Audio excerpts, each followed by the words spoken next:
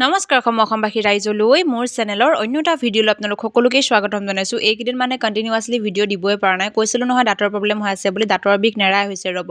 বাৰু যি কি নহওক এতিয়া অকণমান বাৰু ভাল পাইছোঁ মই, ডক্টৰৰ ওচৰত গৈ ঠিক হৈছে আৰু। পিছে যিহে বিষ মানে দাঁতৰ ট্ৰিটমেণ্টত কি ক'ম আৰু।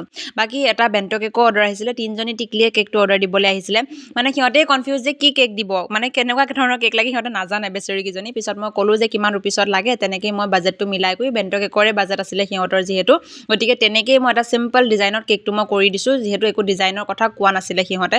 আৰু এটা কথা কওঁ, যোন টিকলা টিকলি ল'ৰা ছোৱালীয়ে মোৰ ভিডিঅ'টো চাই আছা, যদিও চকলেট খোৱা তোমালোকে প্লিজ ব্ৰাছ চ্ৰাছ কৰিবা ভালদৰে, নহ'লে মোৰ বয়সলৈকে মানে 20-22 বছৰলৈ তোমালোকৰ দাঁত আধা বিলুপ্ত হৈ থাকিব, মানে পোকে খাই নাইকিয়া কৰি পেলাব। এতিয়া যোনটো আমেজত তোমালোকে চকলেট খাই আছা নহয়, সেইটো আমেজত মানে দাঁতকেইটাত পোকে খাব, মানে গম পাইছানে। আৰু যিহে বিষ নকওঁ আৰু বাকীখিনি। এইটো হৈছে ফাইনেল লুক। লগ পাম অন্য এটা ভিডিঅ'ত, তেতিয়ালৈকে সকলো কুশলে থাকক। Bye bye.